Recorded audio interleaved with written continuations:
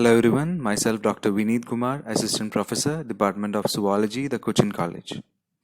Welcome back to our session, Prawn Structural Diversity, and we are at the third session, Respiratory System and Mechanism of Respiration. In Penaeus, the respiratory system includes the gills, the epipodites, the vascular lining, and the vascular lining of the brachiostegites. The gills are the principal respiratory structures, and others are the accessory. That means the epipodites and the vascular lining of the brachiostegites or the gill cover, they are the accessory structures. So we'll see the structure of the gill and how it is placed inside this particular organism first, and we'll go to the details. So in this diagram, you can clearly see the structure. So the portion which I am marking now is the carapace and the rostral region. And this region of the carapace which I have marked is attached to the body wall. It is fused with the body wall. And you can also see a dotted lining. And the carapace till this dotted line is fused with the body wall, and the region below this dotted line, the carapace which is present below this dotted line, is not fused with the body wall, it is free. And this free or unfused carapace is called as the brachiostegite or the gill cover. And when it is not fused, there will be a small space between this particular gill cover and the body wall or the thoracic body wall, and this space is called as the gill chamber or the brachial chamber, where the gills are present. And the speciality of this particular chamber is that because it is unfused with the body wall, this particular chamber, it is open in front, it is open below, and it is open in the posterior side or the back side. So in these three places, the particular gill cover is open because it is not fused with the body membrane. At these 3 points it is open, and it is through these 3 points or these 3 openings our gills are flushed with the water, or these openings. So this is the general structure, and you can see so these black structures which are present inside as the gills. In Penaeus there are 18 gills which is present on one side, and on both sides you can see 18 pairs of gills which is lodged inside this particular brachial chamber. So it is seen between the thoracic body wall and the gill cover. It is in that space you can see the gills. Coming to the structure of the gills are crescentic structures with a central axis, and the axis contain certain plates like structures called as the gill lamellae. And if the gill lamellae, if it branches and rebranches like the branches of a tree, such a gill is called as a dendrobrach, and the branches are called as the gill filaments. And this gill axis as well as the lamellae are richly vascularized and covered by the chitin. So now we'll see the crescentic structure in detail of the gills. So this is the diagram depicting it. So this is the crescentic structure of the gills, and this white marking is nothing but the gill lamellae. The white region is the gill lamellae, the plate, and you can see from the plates many branches arise and they rebranch and again branch, etc. And these branches are called as the gill filaments, which is the branching of the gill lamellae. You can see the axis, and you can also see another point. It is a point, or it is the opening through which the blood vessels, nerves innervate the gills. So this particular structure is a section of this, but so this is an entire gill, and the section of such a gill is shown here, and here you will have the axis of the stem, and our gills or the crescentic gills are placed like this. So now you can see a set of such structures which are present on the axis of the stem. So this is regarding the structure of the gill, which contain the axis, gill filaments and gill lamellae, and such gills with branches where the gill lamellae branches, it is called as the dendrobrach. So these are the details regarding the structure of the gills. The gills are attached to the body by a route through which the blood vessels and nerves pass, and we saw the point through which it is entering into the gills. Based on the point of attachment, there are three types of gills. In the gill chamber, the 18 gills are not attached at a particular point or a common point. It is attached at different locations. Depending upon the locations, you have three different types of gills. One is podobrach, the second is arthrobrach, and this third one is a pleurobrach. And you can see the numbers. We said that there are 18 gills, of which one is podobrach, 11 are arthrobrach, and 6 are podobrachs.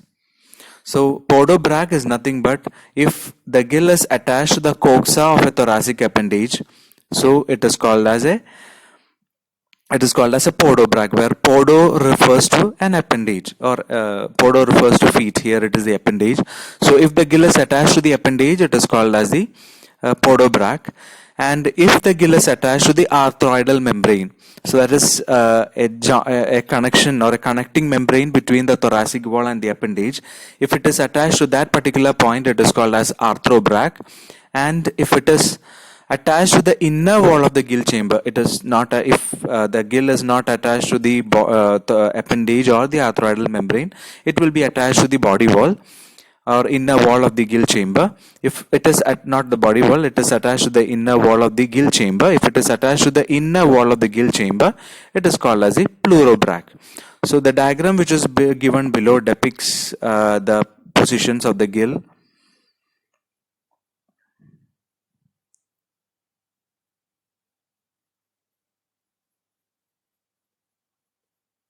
Okay, there we go. So you can see the different types of gills in this. So this is a portion which is being dissected out from the prawn to show the gills. And in this, every gill cannot be seen because some of the gills might be positioned one behind the other. So if you take the number, you cannot actually see the 18 gills here because of the structural peculiarities. So you can see the three different types of gills in this particular diagram. So the first one, this one is a podobrach, which is the first gill, which is called as a podobrach. You can see that it is attached to the it is directly attached to the coxa of the appendage. And you can see this one is the second and the third gill here, which is an arthrobrach. So you can see this, if this one is attached directly to the feet, it is attached to this particular membrane. You can see this is attached to the membrane here. It is not directly attaching to the coxa. And such one is called as an arthrobrach. And from here, from this 1, 4, 5, 6, 7 and 8, the 4 to 8 gills, from number 4 to 8 gills are shown here. These gills are pleurobrach, where you can see they are actually not attached to the appendage or the arthroidal membrane. They are attached to the they are attached to the inner side of the gill chamber, and such gills are usually referred to as the pleurobrach. So these are the three different types of gills, and depending upon the attachment, etc., or this particular thing which is called as the brachial formula. Brachial formula is gives an idea about the number of gills where it is present, and the number of podobrach, arthrobrach, etc., where they are present, and the numbers are listed and at which position they are present. The number and arrangement and attachment of the gills and epipodites on each side is represented by what is called as the brachial formula. So here you can see one podobrach as we mentioned earlier, 11 arthrobrach and 6 pleurobrach, which represent the 18, and there are 6 accessory structures which are called as the epipodites. So this make up what is called as the complete respiratory structures. Along with this, the wall of the brachiostegite or the gill cover is also having or is also vascularized, which is also acting as a respiratory accessory respiratory structure. So you can see, so this as the arrangement also can be depicted in which particular position each are present. So here you can see in the podobrach is present in the second maxillipid, and in the same position you can see two arthrobrachs, and in the from the third till the fourth walking legs you can see different numbers of arthropods, and also at different positions you can see the pleurobrach, etc. And from the first second maxillipid and the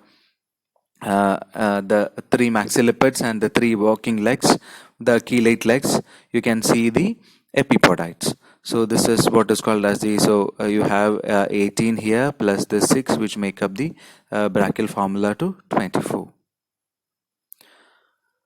So coming to the mechanism of respiration. So as we saw in the diagram, the gill chamber or the brachial chamber is open in front, behind and below to ensure the free flow of water. And ventilation of the gills means a constant water current is needed for respiration to occur, and this is maintained by the staphognathides or the balers. Staphognathides or the balers are nothing but our second maxillae. We saw that the exopodite of the second maxillae was enlarged, or it is more flattened, and it forms a structure which it's called as the balers. And these balers, they will be the movement of the balers baths the gills, the epipodites, and the vascular lining of the brachiostegites. Water enters the chamber from behind, and these entrance from behind is usually provided with setose hair to prevent the entry of foreign particles into the chamber. So it is entering from behind, and a constant current of water which is bathing every gill, because 18 gills are stuffed inside the chamber. Every gill should receive water, and this is maintained by the staphognatite. The gaseous exchange takes place between the oxygen in the water and the carbon dioxide in the vascular channels of the all the respiratory surface. That means in the gills, the epipodites, as well as the vascular lining of the gill chamber. In all these surfaces, gaseous exchange occur. From the vascular lining of the gills, the epipodite and the gill chamber, carbon dioxide diffuses out through the water, and oxygen from the water will be diffused in. So this is with the respiratory system and the mechanism of respiration. Thank you.